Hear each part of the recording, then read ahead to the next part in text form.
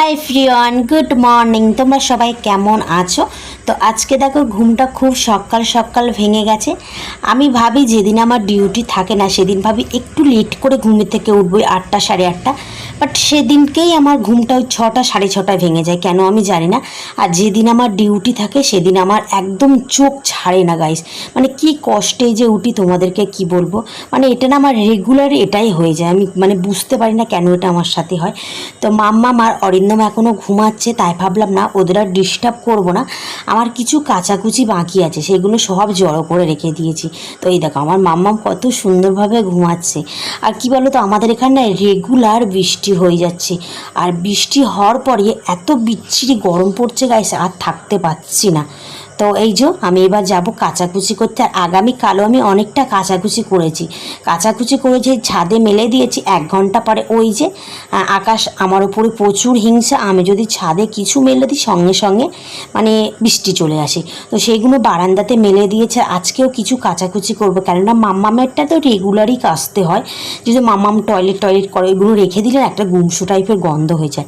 আর আমার মাম্মামের কীর্তি দেখো, কালকে আমার ডিউটি ছিল, তো সেখান থেকে আমি কিছু বই নিয়ে এসেছিলাম ওই মাদের দেওয়ার জন্য। এই বইতে সব লেখা আছে, মানে গর্ভবতী মারা কী খাবে নানা ইত্যাদি সব, মানে সমস্ত সব কিছু লেখা আছে। তো সেই বইগুলো তাদের দেওয়ার জন্য আমি নিয়ে এসেছি। তো আমার মেয়ে এখন কি বলো তো, একা একা না চেন খুলতে শিখে গেছে, মানে ব্যাগের চেন খুলতে শিখে গেছে।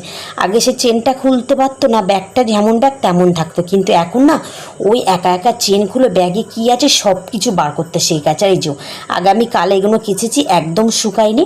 আর আজকে এইগুলো কাজবাজকে বেশি আমাদেরগুলো কাচছি না, মাম্মামেরগুলো রেগুলার কাচি। একটা গুমসো টাইপের গন্ধ হয়ে যায়, তো তার জন্য আমার আর অরিন্দমেরটা রোদ না হলে আমি কাচি না।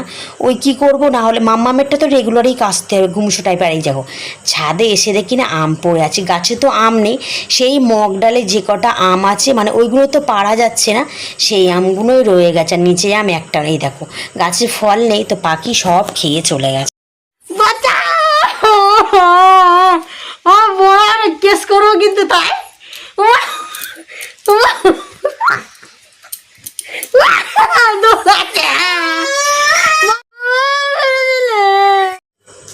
এই দেখো বিছানা তুলতে এসছি, আর অরিন্দম আর মাম্মামও চলে এসছে।